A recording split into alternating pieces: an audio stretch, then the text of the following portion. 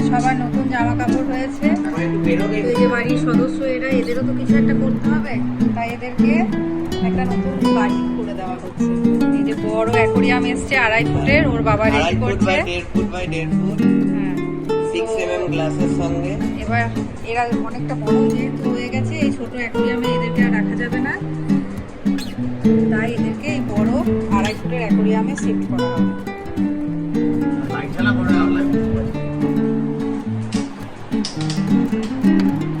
হলো? হ্যাঁ, শান্তি হলো? মাথা খারাপ করে দিচ্ছিল বড় অ্যাকোরিয়াম এইভাবে সিলিকন আঠা কিন্তু লাগাতে হয় খুব আস্তে আস্তে। কয়েকদিন ধরে ইউটিউবে বাবা ছেলেতে ওই দেখছে, কাঠগুলো কাটিয়ে নিয়ে এসছে দোকান থেকে, দিয়ে আটাটা দিয়ে ওর বাবা নিজেই করছে।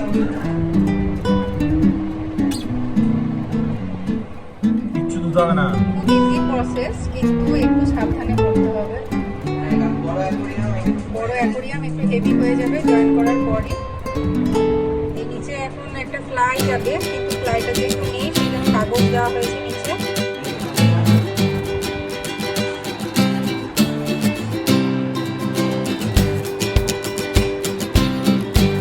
সাবধানে।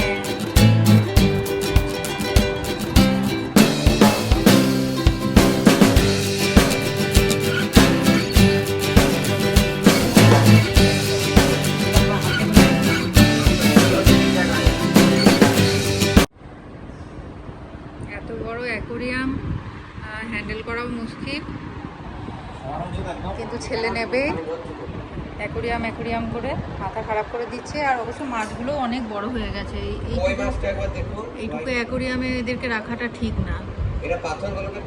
হ্যাঁ, এই ছোট ছোট পাথরগুলো এবার এদের মুখে ঢুকে যাচ্ছে, তাই এদেরকে বড় অ্যাকোরিয়াম দিলেই ভালো হয়। এই যে এই সাদা মাছটা তো বিরাট বড় হয়েছে।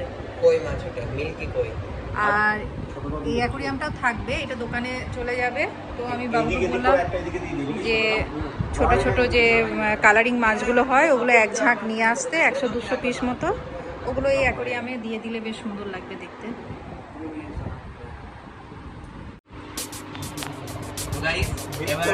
আলো ফালো জ্বালে সব আলো জ্বলছে। তো গাইস এবার সাইডে যেটা চওড়া কাজটা বুঝছে, এটা 10 ফিট বাই 10 ফিট।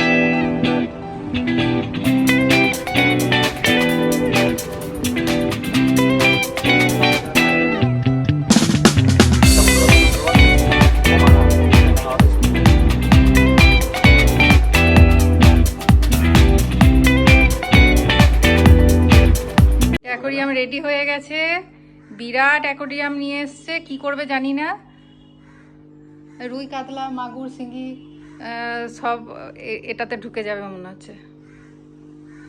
এই যে একটা ছোট্ট মতো ছিল, এটা সুন্দর ছিল, এটা পোষালো না, হ্যাঁ পোষাচ্ছে না, দিয়ে এটা নিয়ে এলো।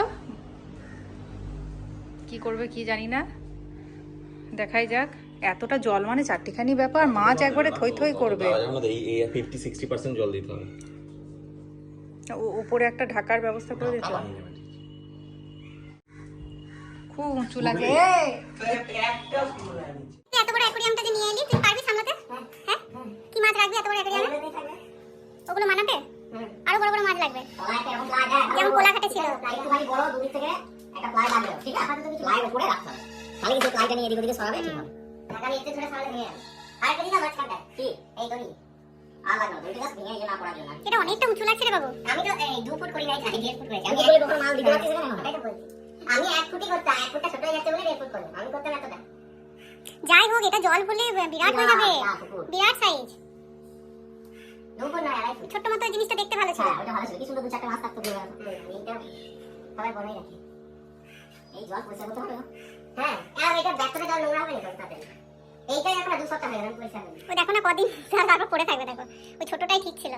হ্যাঁ ছোটটা ফাঁকাই থাকবে, এগুলো কি ব্ল্যাকটা দিয়ে দেন কি পরে এর উপরে। গাইস অ্যাকোয়ারিয়াম রেডি হয়ে গেছে, দেখতে পাচ্ছেন।